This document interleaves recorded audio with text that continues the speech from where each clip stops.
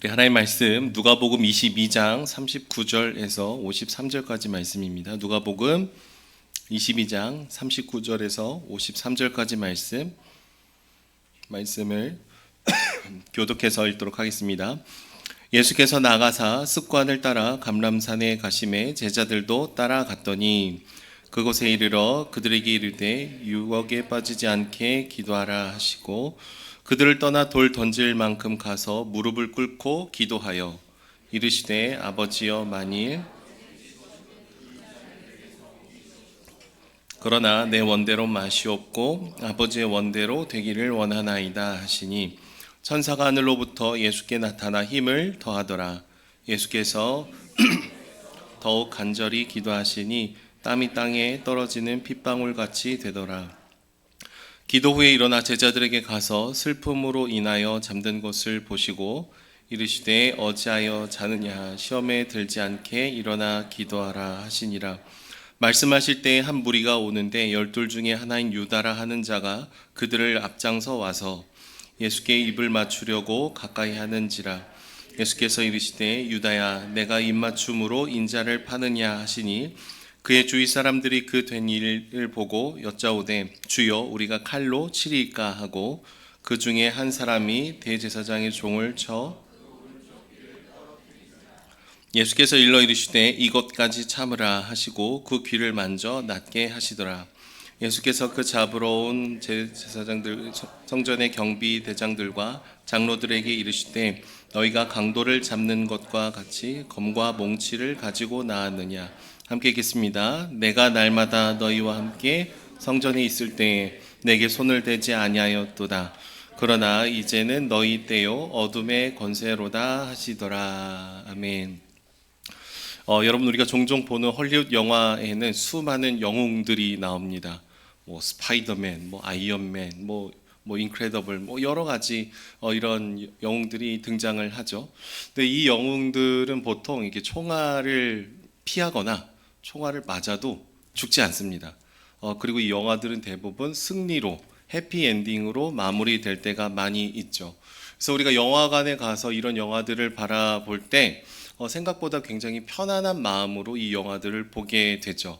그래서 만약에 영웅이 이게 막 총을 맞고 있는데 정말 그 한 발 맞고 죽는 거 아닌가 막 노심초사하는 분들은 거의 없을 겁니다. 왜요? 영웅이니까 죽지 않고 살겠지, 괜찮겠지, 뭐 피하겠지, 뭐 이런 생각을 저희가 하더라라는 거예요. 그런데 자녀들이 우리 부모님을 바라볼 때도 좀 비슷하죠. 우리 엄마니까, 우리 아빠니까 괜찮겠지. 그냥 우리는 그렇게 굉장하게 편하게 생각을 하는 것이죠. 마치 우리 부모님들은 힘들지 않은 것처럼 우리 부모님들은 상처를 받지 않는 슈퍼히어로처럼 우리 자녀들은 부모님의 희생과 헌신과 사랑을 아주 자연스럽고 당연하게 여길 때가 있습니다. 그리고 사실 우리가 예수님을 바라볼 때도 좀 비슷할 때가 있어요. 완전한 하나님이시자 완전한 인간으로 오신 예수님을 대할 때 우리는 인간으로서 예수님께서 당하신 여러 고난과 고통과 아픔과 힘듦과 이 어려움에 대해서 아주 자연스럽게 생각을 하는 경향이 있습니다. 그러니까 사랑하는 제자들에게 배신을 당해도 예수님은 아무런 마음의 상처가 없을 것 같아요. 십자가에 달릴 때에도 그다지 고통스럽지 않을 것 같습니다. 왜요? 다시 부활하시니까요. 수없이 부인을 당해도 괜찮으시겠지. 왜요? 주님이시니까. 우리는 그렇게 예수님의 십자가의 죽음과 고통에 대해서 굉장히 많이 들어왔고 부활을 통해서 죽음을 바라보기 때문에 어느 정도 그 아픔과 고통에 대해서 우리 멋대로 경감시키면서 이것을 받아들이는 경향들이 분명히 있다라는 것이죠.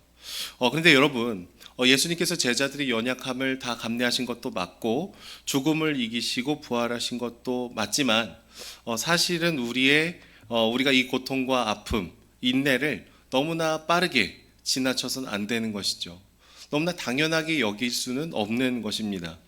여러분 오늘 말씀 가운데 예수님은 굉장한 고통 가운데에서 기도를 하고 계심을 볼 수 있습니다. 어차피 살아나셔서 죽음이 아무렇지 않으셨더라면 이런 기도가 애초에 있지 않았을 것 같습니다. 예수님은 자신이 자주 가시던 이 감람산으로 가셔서 기도하심으로써 가룟 유다에게 자신의 위치를 노출시키셨습니다.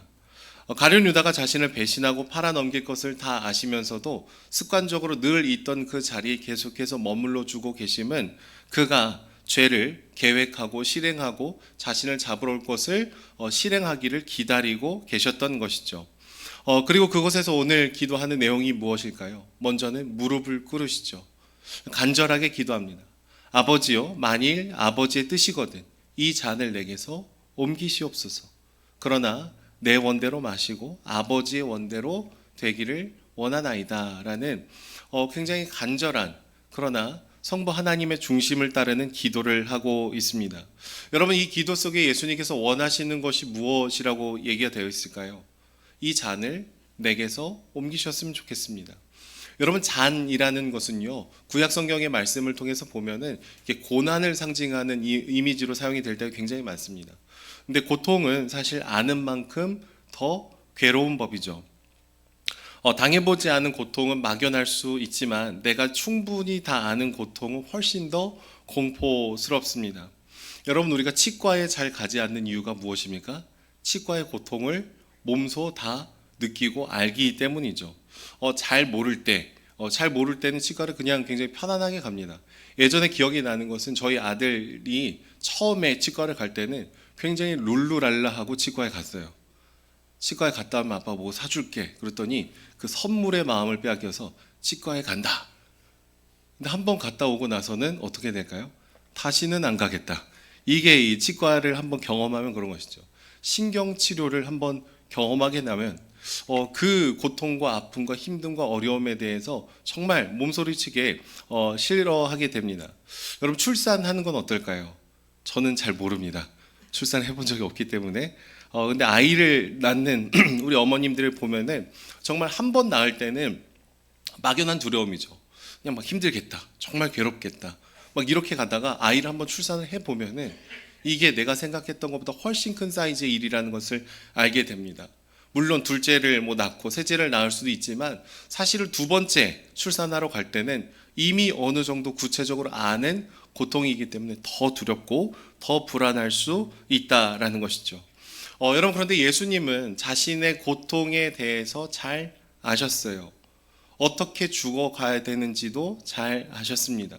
어떤 과정과 어떤 절차를 통해서 자신이 배신을 당하고 이 십자가에 달려 죽으셔야 되는지도 다 알고 계셨던 것이죠. 그래서 그것이 얼마나 잔인하고 얼마나 힘들고 얼마나 고통스러운지를 다 아셨을 거예요. 그리고 오늘 말씀 본문에 보시면 유혹에 빠지게 된 제자가 존경과 사랑을 표시하면서 아이러니하게 자신을 팔아넘길 것도 다 예상하고 있으셨겠죠. 그는 다 아셨기 때문에 알았던 만큼 더 힘들고 어려우셨을 것입니다. 그래서 오늘 말씀 본문을 보시면은 기도를 하고 또 기도를 하고 또 기도를 하고 계셔요. 44절의 말씀을 한번 보십시오. 44절의 말씀 보시면은 힘쓰고 애써 더욱 간절히 기도하시니라고 얘기되어 있습니다. 얼마나 아둥바둥 하시면서 기도로 자기 자신을 지탱하고 있었는지가 표현이 되어 있어요. 힘쓰고 애써 더욱 간절히 기도하셨다. 똑같은 말을 한 3번, 4번 반복하면서 예수님께서 얼마나 이 사명을 감당하기 위해서 고통을 통과하고 있었는지, 그리고 기도가 이 고통을 통과할 수 있는 유일한 길이 될 수 있었는지를 보여주고 있습니다. 오늘 우리가 읽은 말씀 40절 말씀을 보시면 예수님 얘기하십니다. 유혹에 빠지지 않게 기도하라. 46절 보시면 시험에 들지 않게 일어나 기도하라 라고 말씀하시죠. 여러분, 힘듦과 어려움을 통과하기 위해서는 우리의 힘과 능력과 우리 어떤 인품으로는 절대로 가능하지 않다라는 거예요. 하나님께 엎드리고 기도하지 않으면은 하나님 우리에게 맡겨주신 이 사명의 자리를 절대로 걸어갈 수 없다라는 것을 예수님 지금 몸소 보여주고 계시고, 예수님의 기도 앞 뒤에 계속해서 너희가 깨어서 기도하기를 내가 원한다라는 얘기를 하고 계신 것이죠. 여러분, 오늘 본문에는 2개의 상반된 케이스가 나열되어 있습니다. 첫 번째 케이스는 예수님이죠. 간절한 기도를 통해서, 엎드림을 통해서 자신의 사명을 그대로 감당하신 예수님이 나오고, 또 동시에 기도하지 않고 자신의 마음이 빼앗겼던 가룟 유다가 나옵니다. 그는 유혹에 당하게 되고 죄악을 환영하게 되는 것이죠. 47절 말씀을 보시면은 가룟 유다가 등장하는데 그는 사람들을 데리고 와서 적극적으로 예수님을 체포하고 있습니다. 여러분, 가룟 유다는 예수님을 왜 배신하고 왜 떠나게 되었을까요? 많은 성경학자들이 여러 가지 얘기를 하지만 예수님을 따르다 보면은 나에게 주어질 뭔가 내가 원하는 것이 분명히 있었다라고 얘기합니다. 새로운 나라를 건설하고 그 지위를 얻고 더 많은 부를 누리고 힘과 권세를 누릴 수 있을 것이라는 확신이 있었어요. 그런데 예수님께서 계속해서 이렇게 걸어가는 과정 속에서 이상한 말을 하는 거예요. 나 나중에 죽을 거다. 나 나중에 십자가에 달려 죽을 거다. 이 순한 예고를 복음서에 보면 3번에 걸쳐서 얘기를 하십니다. 우리는 예수님께서 이 고난을 당할 것이라는 것을 얘기했을 때 베드로가 예전에 화를 냈던 장면을 기억하고 있습니다. 베드로는 예수님이 갑자기 나 이제 고난을 당하고 죽을 거다라는 얘기를 했을 때 베드로가 예수님께 항변했다라고 얘기하는데, 이 항변하다라는 것은요, 분노를 분출하고 터트리는 겁니다. 막 화를 내는 거예요. 왜 그러세요? 내가 당신을 위해서 지금 얼마나 희생하고 헌신했는데 당신이 죽으면 어떻게 하란 말입니까?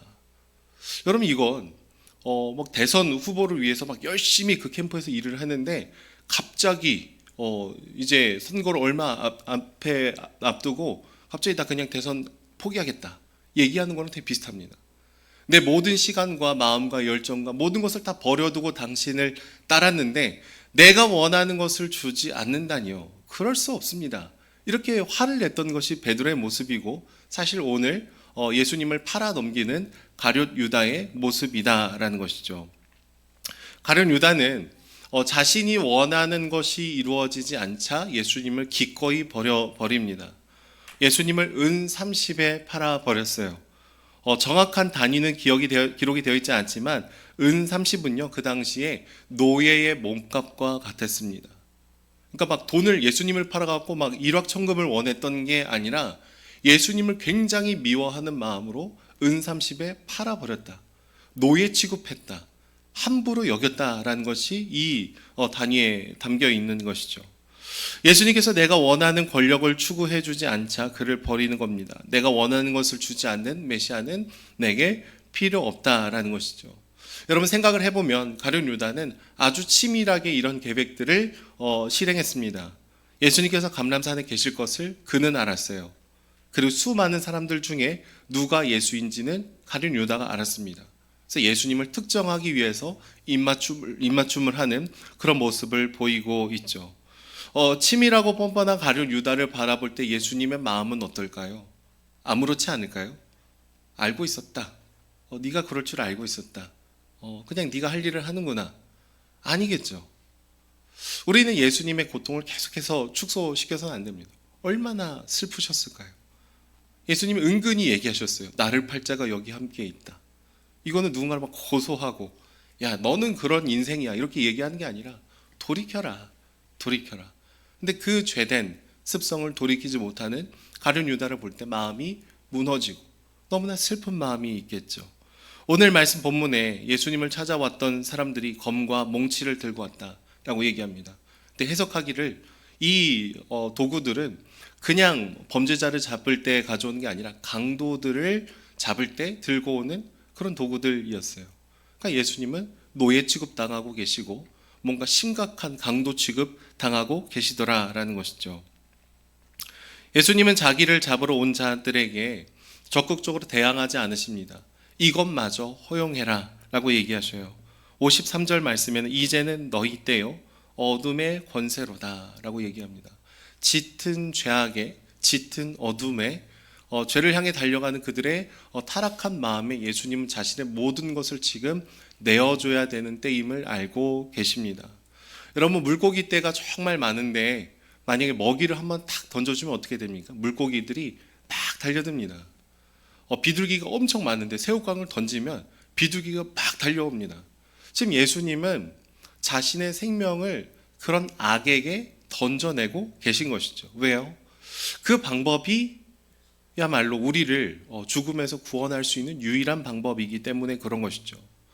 여러분, 덤프트럭이 막 이렇게 길에 달려올 때 사랑하는 우리 자녀가 거기에 만약에 서 있다면 부모님들은 아주 당연하게 필연적으로 자신의 몸을 던져서 우리 아이들을 밀쳐내고 구해내겠죠. 여러분, 오늘 본문의 예수님은 그렇게 자기 자신을 던져내고 계셔요.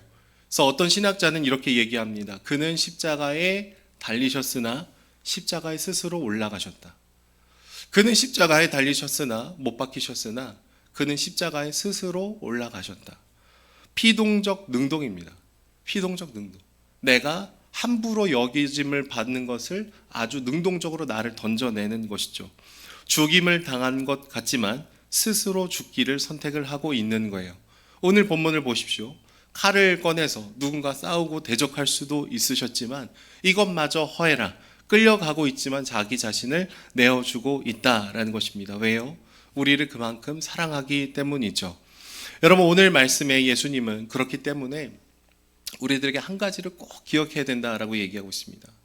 기도를 충분하게 하지 않고 계속해서 우리 마음에 욕심을 키워갔던 가룟 유다의 모습과 너무나 힘들고 어렵고 괴롭고 고통스럽지만 기도의 자리로 계속해서 나아갔던 예수님 자신의 두 모습을 대비해 주시면서 우리에게 맡기신 그 하나님의 나라를 제대로 살기 위해서는 유혹에 빠지지 않게 너희가 기도해야 된다라는 거예요. 기도하지 않으면 외력을 견딜 힘이 없다라는 겁니다. 기도하지 않으면 우리도 매 순간 또 다른 가룟 유다가 될 수 있다라는 거예요. 하나님께 실망하고 하나님을 원망하고 하나님을 멀리하고 내가 원하는 것이 이루어지지 않을 때 쉽게 당신을 언제든지 바꿔버릴 수 있는 그런 존재가 될 수 있다라는 것이죠. 여러분, 기도하지 않아도 적당히 살 수 없습니다. 기도하지 않아도 어느 정도 그냥 대충 살아낼 수 없습니다.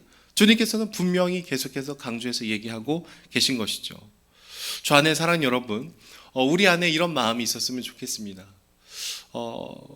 하나님, 우리가 정말로 당신과의 깊은 교제로 날마다 나아가기를 원합니다. 우리가 직장에 나아갈 때, 또 우리 일상에서 기도하고 나아갈 때 정말 힘들고 어려운 그 순간에 치밀어 오르는 내 분노를 다스릴 때, 어떻게 할지 모르는 고통 속에 지나갈 때 우리가 할 수 있는 유일한 길은 예수님께서 보여주셨던 것처럼 내 원대로 사는 삶이 아니라 주님, 당신의 원함대로 살기를 원합니다 라는 그 마음으로 계속해서 기도하고 걸어가야 되는 것이죠. 저는 저와 여러분들이 예수님의 오늘 말씀에 나오는 고난을 쉽게 여기지 않고 아주 자연스럽게 여기지 않고 시속 100km로 그냥 지나치지 않고 찬찬히 묵상하며, 그러나 우리에게 맡겨주신 그 길을 기쁨으로 걸어가는, 기도로 통과하는 저와 여러분들이 되기를 소망합니다. 우리 함께 기도했으면 좋겠는데요.